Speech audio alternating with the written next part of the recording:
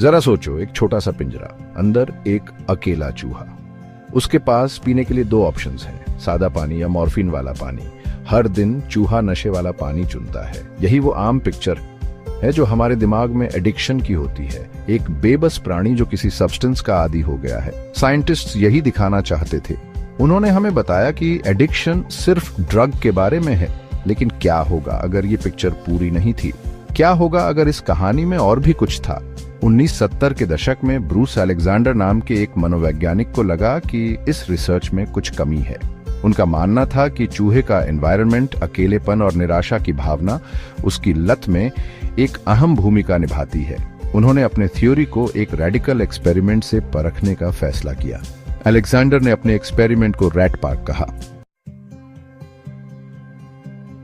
Bruce Alexander ने चूहों के लिए एक पैराडाइज बनाया, एक बड़ा रंगीन इनक्लोजर जिसमें खिलौने, टनल्स और साथी थे। इन चूहों के पास वो सब कुछ था जो वो कभी चाहते थे, खाना, पानी और सबसे जरूरी साथी। वे खेल सकते थे, मेट कर सकते थे और एक अच्छी सोशल लाइफ जी सकते थे। पहले एक्सपेरिमेंट के चूहों की तरह उनके पास भी दो वाटर सोर्सेस थे, एक सादा और एक मॉर्फिन वाला। नतीजे हैरान करने वाले थे। रैट पार्क के चूहों ने ड्रग्स की फ्री एक्सेस होने के बावजूद अपने अकेले रहने वाले साथियों की तुलना में बहुत कम मॉर्फिन का सेवन किया। उनके आदी होने की संभावना कम थी और अगर हो भी गए तो उनके ठीक होने की संभावना ज्यादा थी। इस ग्राउंड ब्रेकिंग एक्सपेरिमेंट ने एडिक्शन की पारंपरिक समझ को चुनौती दी। इसने बताया कि एडिक्शन सिर्फ ड्रग के बारे में नहीं है, बल्कि एनवायरनमेंट के बारे में भी है। रैट पार्क के नतीजे रियल वर्ल्ड ऑब्जर्वेशन से काफी मिलते हैं। वियतनाम वॉर के दौरान काफी अमेरिकन सोल्जर्स ने हेरोइन का इस्तेमाल किया। फिर भी एक सपोर्टिव एनवायरनमेंट में घर लौटने पर ज्यादातर लोगों ने अपनी लत पर काबू पा लिया। यह इस आम धारणा के विपरीत था कि हेरोइन की लत परमानेंट और इरिवर्सिबल होती है। एक और अच्छा एग्जाम्पल है पोर्चुगल का। 2001 में पोर्चुगल ने एक रेडिकल कदम उठाया और सभी ड्रग्स को डिक्रिमिनलाइज कर दिया। सजा देने के बजाय उन्होंने हार्म रिडक्शन और रिहेबिलिटेशन पर ध्यान केंद्रित किया। लत से जूझ रहे लोगों को सपोर्ट और ट्रीटमेंट की पेशकश की। नतीजे कमाल के थे। पोर्चुगल में drug related deaths, HIV infections और ओवरऑल ड्रग यूज में काफी कमी देखी गई। लत को एक क्रिमिनल इशू की बजाय एक हेल्थ इशू मानकर और एक ज्यादा सपोर्टिव एनवायरनमेंट बनाकर वे ड्रग यूज के नुकसान को कम करने में कामयाब रहे।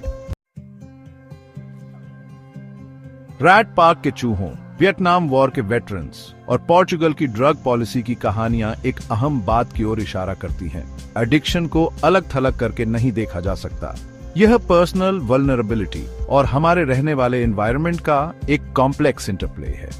उन अकेले चूहों की तरह एडिक्शन से जूझ रहे कई लोग अपने मेटाफोरिकल पिंजरों में फंसे हुए हैं।